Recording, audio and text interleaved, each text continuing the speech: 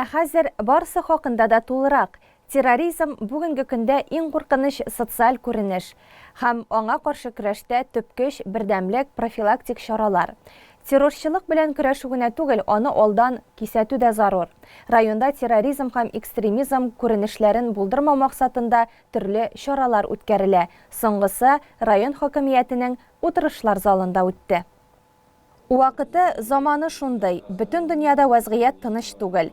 Террорчылык гамәлләре турында көн сайын ишетеп, күреп торабыз. Бу афәтне булдырмый калу өчен бик күп көрәшергә, булган очракта ниләр эшләргә кирәк соң? Шушы хакта Саба муниципаль районының актлар залында киңәшмә булып узды.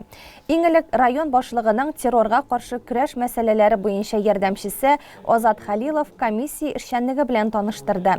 Әлеге уку өйрәнүләренең зарурлыгы хакында әйтте. Районның хукук саклау, газ, янгын, медицина, масса күләм мәгълүмат чаралары җитәкчеләре террорчылык гамәлләре килеп чыккан очракта ниләр эшләргә кирәклеге хакында сөйләделәр, махсус мисалларга таяндылар. Әлеге киңәшмәдә авыл җирлеге башлыклары да катнашты. Киңәшмә эшен Саба муниципаль районы башлыгы Рәис Нургали улы Миннаханов алып барды.